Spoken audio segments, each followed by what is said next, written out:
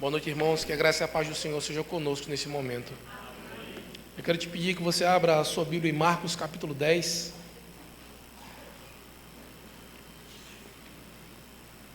Do versículo 46 ao versículo 52.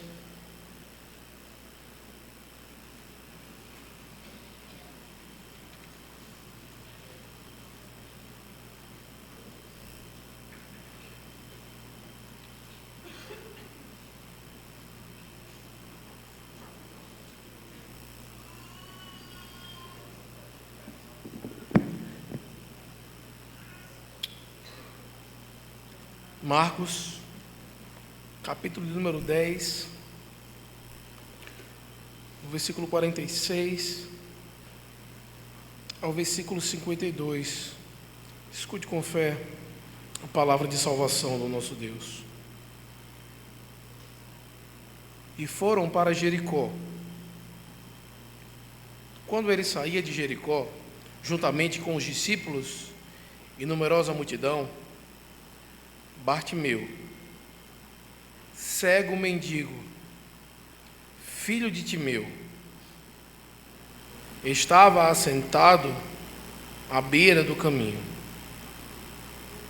E ouvindo que era Jesus, o Nazareno, pôs-se a clamar: Jesus, filho de Davi, tem compaixão de mim. E muitos o repreendiam para que se calasse. Mas ele cada vez gritava mais: Filho de Davi, tem misericórdia de mim. Parou Jesus e disse: Chamai-o.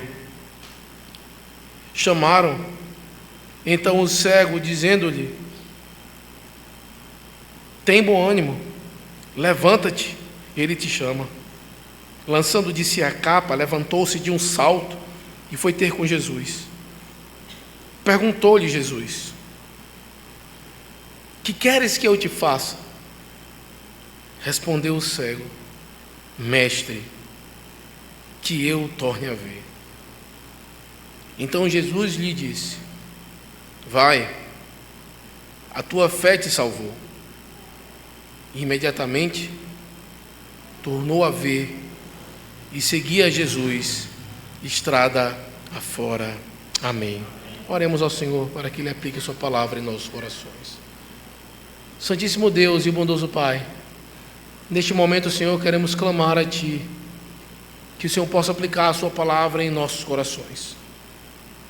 Queremos Te clamar, Senhor, que possamos cada vez mais entender que uma fé sincera em Cristo Jesus transforma vidas, transforma as nossas vidas, nos leva a Te encontrar e nos capacita a Te seguir cada vez mais com gratidão e com obediência.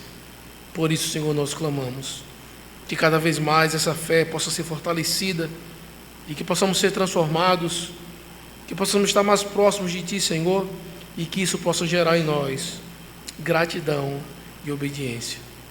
Tem misericórdia do Teu povo. É em nome de Cristo, o nosso Salvador, que nós choramos. Amém. Hoje não é tão diferente dos tempos de Cristo. Muitos que deveriam ser cuidados e tratados, ser zelados, vivem muitas vezes à margem da sociedade, sem nenhuma perspectiva de mudança, sem nenhuma possibilidade de transformação ou solução dos seus problemas. Como vemos muitas vezes, principalmente em cidades maiores, pessoas pedindo o pão, pessoas que são deficientes, que precisam então de um cuidado, estão então às margens, na rua, muitas vezes abandonados pelos seus próprios familiares. Isso acontece com pessoas deficientes e muitas vezes até mesmo com pessoas que precisam de um cuidado. Quantas vezes nós vemos crianças sendo abandonadas pelos próprios pais? Quantas vezes vemos idosos sendo largados e os seus próprios filhos não tem tempo, condições, ou o seu momento de vida não permite que ele cuide dos seus próprios pais. Diante do texto, então, tinha um homem, Bartimeu, um cego de Jericó, que estava vivendo à margem da sociedade, sem perspectiva de mudança nenhuma, sem perspectiva de solução. No entanto, quando ele ouviu falar de Jesus, a sua vida mudou completamente. Quando ele ouviu falar de Jesus,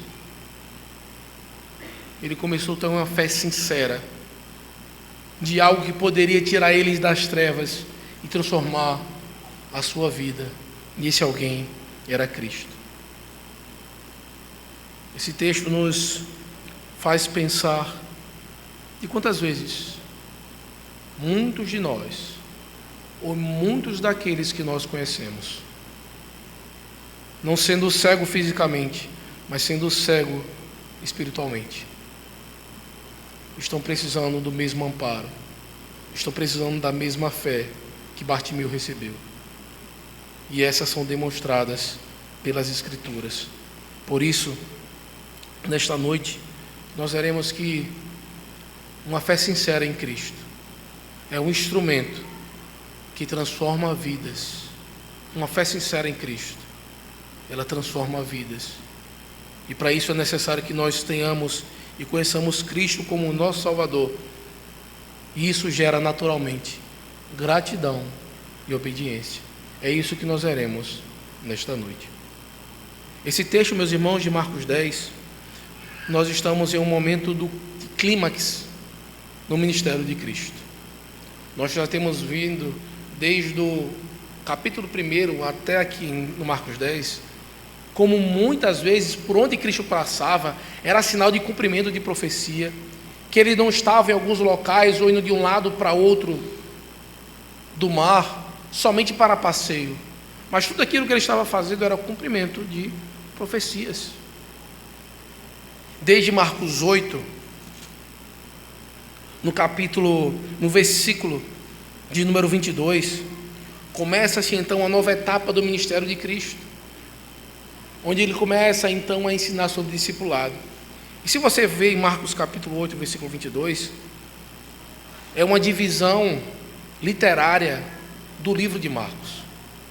Aqui em Marcos 8, do 22 até Marcos 10, 52, que nós nos encontramos hoje à noite, é uma estrutura em que Cristo está ensinando para os seus discípulos como ser discípulos de Cristo. E essa estrutura, nessa parte do ministério de Cristo, ele começa justamente mostrando a cura de um cego, aquela cura processual, que foi um processo onde primeiro eles não enxergavam e depois eles começaram a enxergar.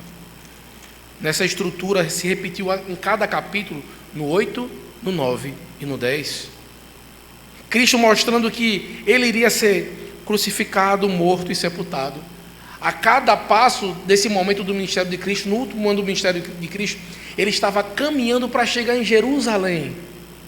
E ele estava toda hora dizendo que ele iria ser crucificado, morto e sepultado, e caminhando mais próximo para onde ele iria sofrer tudo aquilo. E a cada momento que isso chegava, os discípulos iam tendo medo, temor, porque temiam o que poderia ocorrer. Eles já sabiam que estavam querendo matar a Cristo. Mas no capítulo 8, no capítulo 9 e no capítulo 10, ele repete 3 vezes que isso iria acontecer.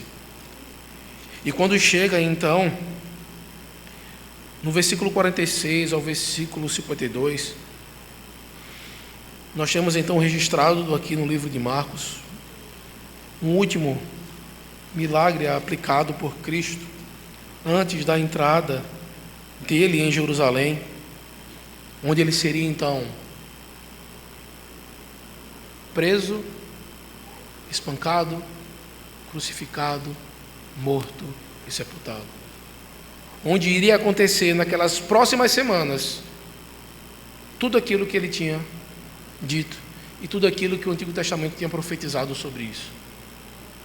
E então, quando nós nos encontramos em Marcos 10, do 46 ao 52, Cristo ele vai trazer essa visão de alguém que não vê, que está em trevas, a cura, como uma demonstração para que os seus discípulos entendam o que é necessário para ele ser um bom discípulo.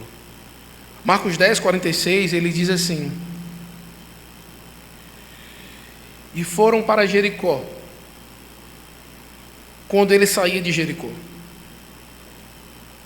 juntamente com os discípulos e numerosa multidão, Bartimeu, o filho de Timeu, sendo mendigo, estava sentado à beira do caminho.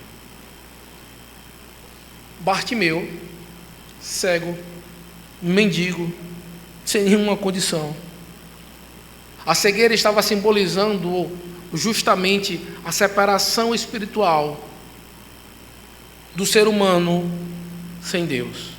Eles não conseguem enxergar, eles não tinham luz, eles estão em trevas. Uma situação parecendo alguém que não sabia para onde caminhar ou para onde ir. E ele estava então à beira do caminho para Jerusalém. Era muito comum naquele período em Israel os mendigos irem para o caminho, porque estava todo mundo da nação subindo para a Páscoa, e os mendigos ficavam à porta pedindo dinheiro, pedindo alimento, pedindo sustento. Era um momento então que para eles poderia ser muito vantajoso, para que eles pudessem ter então o seu sustento e o cuidado. Ele estava à beira do caminho e escutou que Cristo estava passando. Ele era incapaz de se mover por conta própria no meio de toda aquela multidão que ia passando naquela estrada. Ele não tinha como ver que Cristo estava realmente ali. Essa era a situação que Bartimeu se encontrava. Estava paralisado, afastado, no caminho, muito próximo do caminho que leva à vida. No entanto, ele já tinha ouvido falar de Jesus. Todos esperavam que Cristo subisse até a Páscoa. Todos estavam esperando que ele chegasse naquele momento. E esse homem que está aqui, ele, não temos como saber o nome dele, mas ele era filho de Timeu. É justamente isso que significa Bartimeu, filho de Timeu. Não é um nome próprio. Ele tinha pai, ele tinha parentes, possivelmente pessoas dentro do povo de Deus. E esse cego, naturalmente, ele não poderia estar ali e não deveria ser assim as coisas. A realidade é, se ele tem pai, se ele é filho de Timeu, então era para que o seu pai cuidasse dele. Era para que ele estivesse sendo amparado e cuidado. Uma própria parcela das contribuições que o povo de Deus iria levar nessa subida para a Páscoa, de dízimos e ofertas, uma parte deles era para cuidar dos necessitados, do pobre, do órfão e da viúva. Mas a realidade daquele momento em que o povo de Deus vivia, a realidade religiosa não estava sendo aplicada da maneira correta. Muitos mendigos, então, à porta da cidade. E isso demonstra como estavam as coisas no tempo de Cristo. E no versículo 47 e no versículo 48, nós vamos ver qual foi a atitude de um homem incapaz, de um homem em que viveu toda a sua vida de uma maneira necessitada. Ele faz ouvir a falar, depois de ouvir falar de Cristo. O versículo 47 nos diz assim: e ouvindo que era Jesus o Nazareno, pôs-se a clamar: Filho de Davi, tem compaixão de mim. Ele olha naquele momento que Cristo estava entrando, muito esperando a chegada de Cristo, E ele, ouvindo que era Jesus, ele já tinha ouvido falar sobre ele. E ele faz uma afirmação que tem um peso muito grande para a fé de alguém, principalmente naquele período. Ele abre a boca e diz: Jesus, filho de Davi. Isso significa que quando ele chama Cristo de filho de Davi, ele estava entendendo que a promessa de alguém que viria, de um filho de Davi, que iria reinar, iria salvar o povo, era Cristo. Era esperado então que alguém da descendência de Davi pudesse então ser aquele que salvaria o povo. Por isso que quando você vê lá em Mateus 1, que vai trazendo toda a genealogia, termina justamente dizendo que Cristo, ele é o filho de Davi.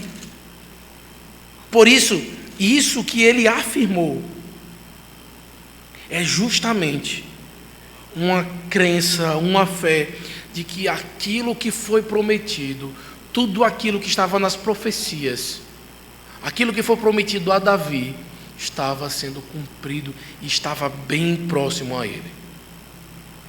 Ele olha e fala então: tem misericórdia de mim, tem compaixão de mim. No versículo 48, aquelas pessoas que estavam ao redor estavam repreendendo ele para que ele se calasse, dizendo: olha, tu é um mendigo, tu é um cego, se cale, cala a boca, pare de nos importunar. Nós queremos aproveitar o nosso momento, nós estamos aqui, estamos talvez cansados na viagem, Cristo está passando aqui, esse homem importante está passando. E ele não parava: filho de Davi, tem misericórdia de mim. Essa declaração dele tem algo muito importante na fé que ele tinha, tanto na identidade como no poder de Cristo. Aquilo que ele poderia fazer, aquilo que ele tinha poder, mesmo sendo repreendido pela multidão, ele não parou.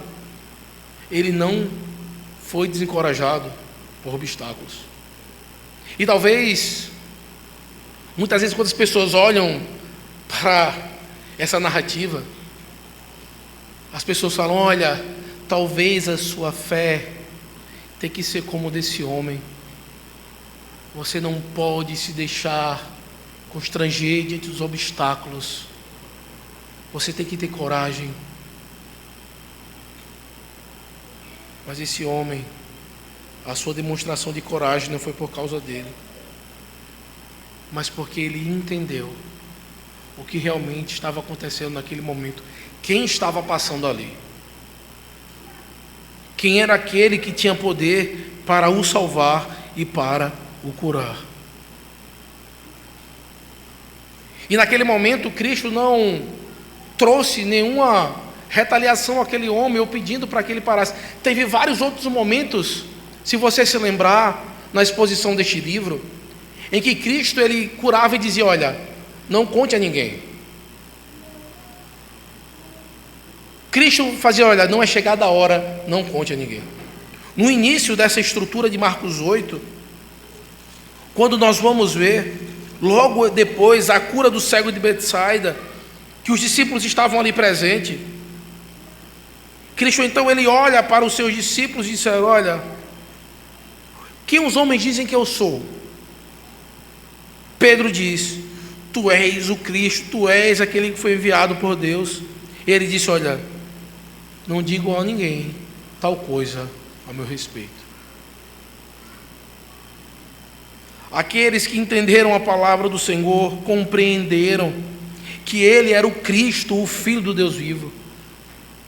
E naquele momento ele poderia pedir muitas coisas. Os mendigos iam para a beira do caminho pedir dinheiro e pedir comida, mas não foi isso que ele pediu a Cristo.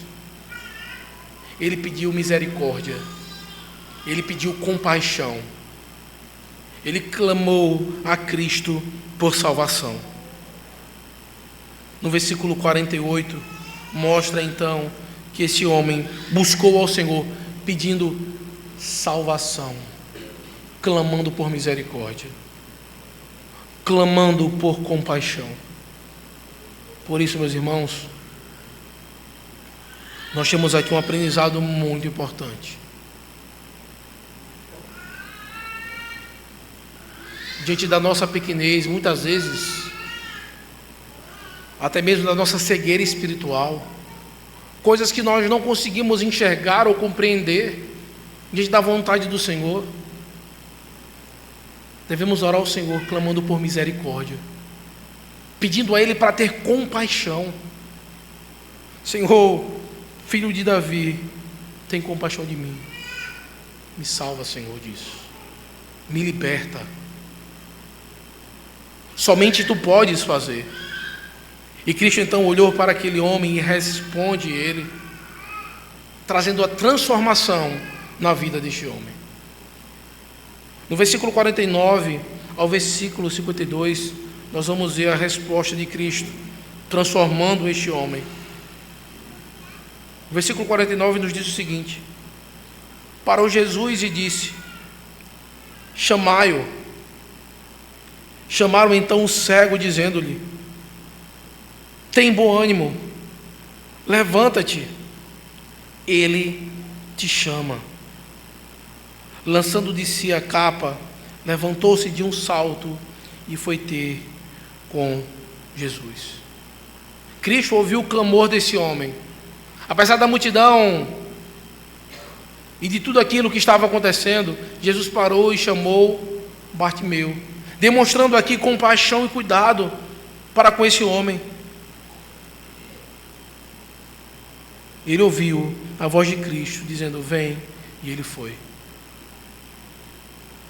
Ele então jogou a capa, levantou-se e deu um salto e foi ter com Cristo. Logo depois, no versículo 51, começa então um diálogo de Cristo com Bartimeu, e Cristo pergunta: olha, o que você quer que eu faça?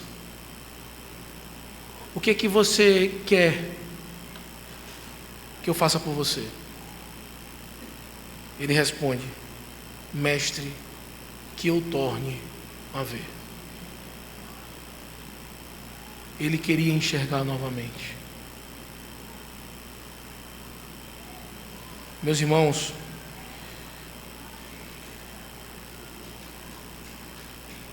muitas vezes nós não sabemos o que pedir ao Senhor. Talvez em momentos nós pedimos coisas em que são ínfimas diante daquilo que o Senhor pode nos dar.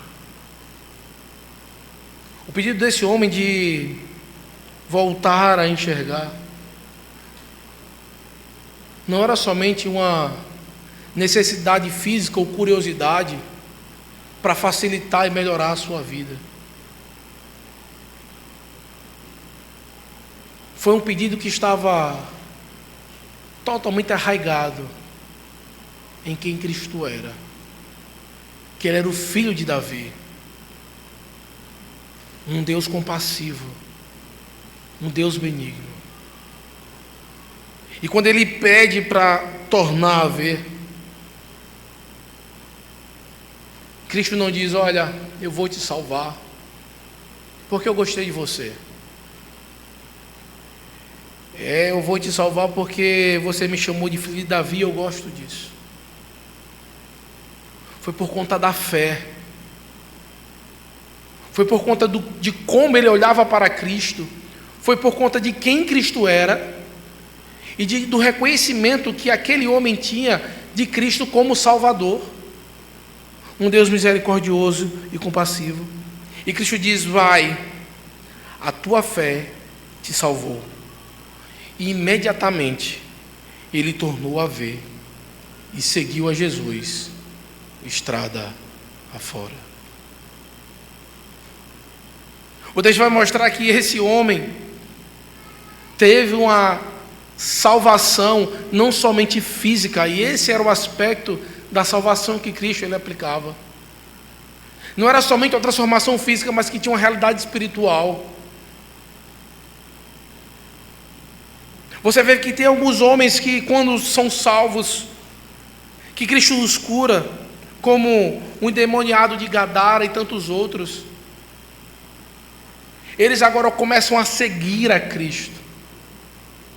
Eles saem do local que eles estão e começam a seguir aquilo que Cristo ordena. E foi justamente isso que aconteceu com este homem. Ele foi salvo por conta da sua fé. E é algo que nós devemos compreender, meus irmãos. A salvação é pela graça, mediante a fé. E isto não vem de vós, é um dom de Deus. Cristo não salvou esse homem não era porque ele era cego, não é porque ele estava lá como um coitado à beira do caminho, porque, como eu bem falei, era comum ter vários cegos.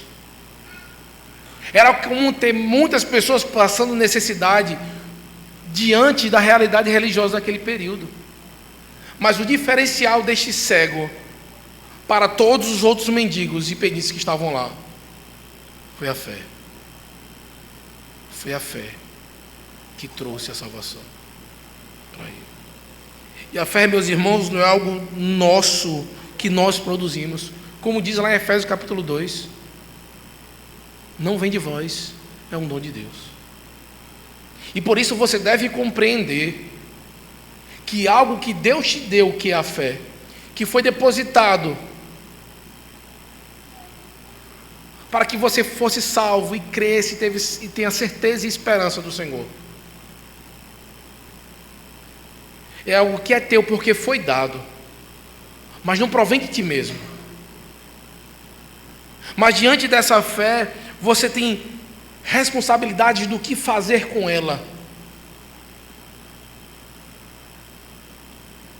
Nós vemos na nossa confissão de fé uma linguagem onde fala que muitas vezes a nossa fé pode ser fraca ou forte, que muitas vezes a nossa fé pode ser assaltada, e que muitas vezes Deus permite que nós andemos fora do caminho, para que nós possamos compreender aquilo que Cristo fez por nós e voltarmos então para a casa e as coisas do Senhor.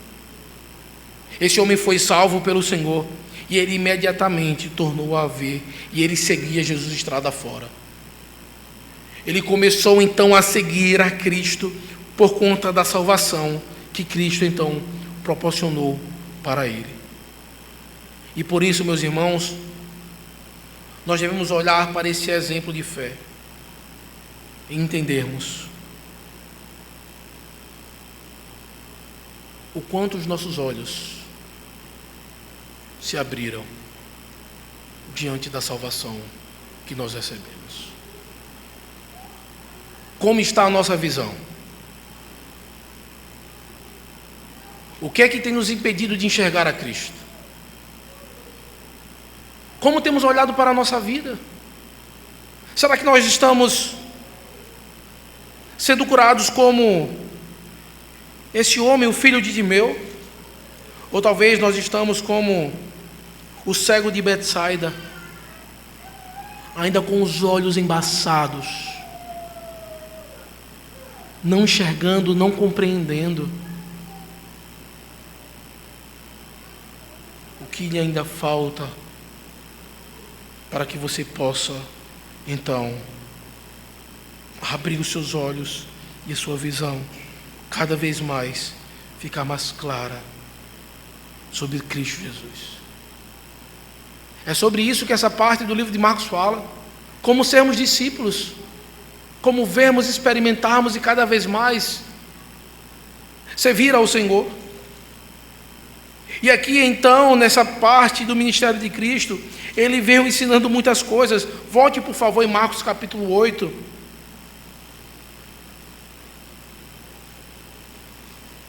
No versículo 34.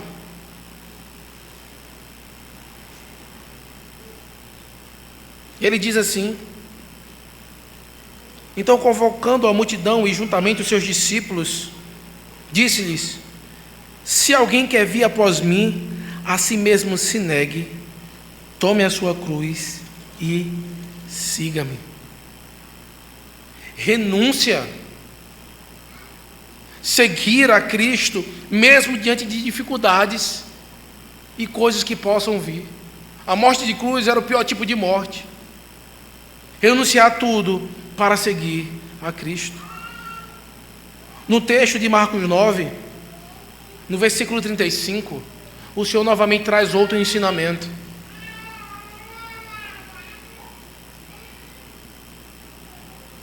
E ele, assentando, chamou os 12 e lhes disse: se alguém quer ser o primeiro, será o último e servo de todos. Para ser um discípulo, renúncia, serviço ao próximo. Logo depois, em Marcos capítulo 10, o Senhor vai novamente ensinar, mostrar para eles como ser servos. Veja o que diz em Marcos 10, do versículo 43 ao versículo 45. Diz assim: mas entre vós não é assim, pelo contrário, quem quiser tornar-se grande entre vós, será esse o que vos sirva. E quem quiser ser o primeiro entre vós será servo de todos, pois o próprio Filho do Homem não veio para ser servido, mas para servir e dar a sua vida em resgate por muitos. Cristo vem mostrando para eles nesse processo de transformação, de olhos sendo abertos, de uma salvação em que nos traz a clareza de que renúncia, serviço e uma visão pessoal em que não somos altivos, não buscamos grandeza. E foi justamente tudo isso o que Bartimeu, o filho de Timeu, ele faz nesse momento. Ele renuncia. Ele não tem nenhum temor de abrir a boca e dizer: filho de Davi, tem misericórdia de mim, tem compaixão de mim. Cala a boca, você está importunando, que inconveniente.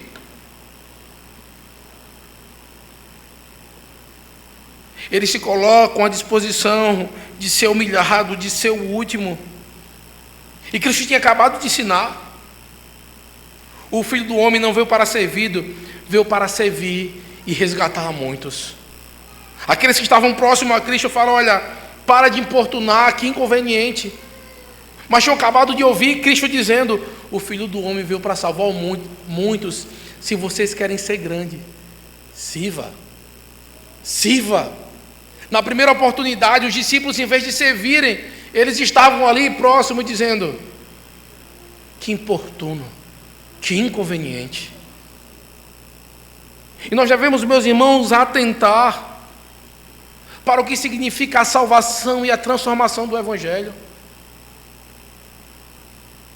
Como isso transforma as nossas vidas, como isso gera gratidão e obediência e serviço. Nós devemos cantar, meus irmãos. Devemos viver, entender que, como diz aquele salmo, que o nosso coração não é soberbo, nem altivo o nosso olhar, que nós não andamos procurando grandes coisas ou coisas maravilhosas demais, mas que a nossa alma deve calar e sossegar, descansar no Senhor e experimentar o que a salvação em Cristo promove.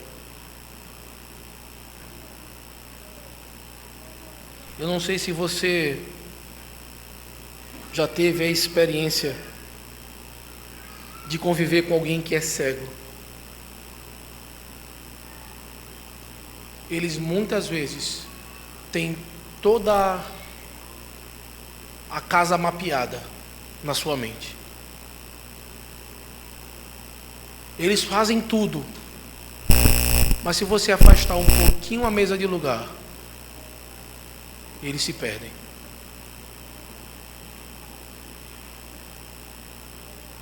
Eles não sabem mais de nada. Se você tirar um pente do lugar, tudo isso traz confusão e senso de organização por conta de um pente que foi mudado de lugar, por conta da limitação que ele tem. Muitas pessoas têm vivido com a cegueira espiritual. Têm vivido, têm conseguido fazer muitas coisas,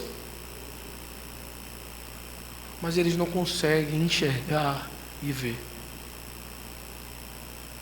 E meus irmãos, ao ouvir a palavra de Deus, ao compreender a verdade das Escrituras, a conhecer a Cristo, alguém que não enxerga e não vê, ele consegue ver então como um farol na sua frente, em que as trevas se dissipam. E tem duas opções diante dessa luz. Se você for contra ela, você não enxerga nada. Mas se ela estiver guiando o seu caminho, você enxerga todas as coisas. Em algum momento você já viajou à noite de carro. E você vem então diante de, muitas vezes, um carro com uma luz alta. Você não enxerga nada.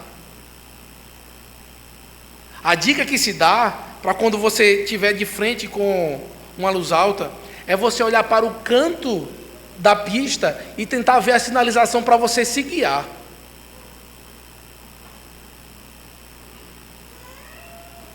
Tem aqueles caminhões que parece que tem aquelas luzes de estádio de futebol, que a quilômetros de distância você já tem e você não enxerga nada.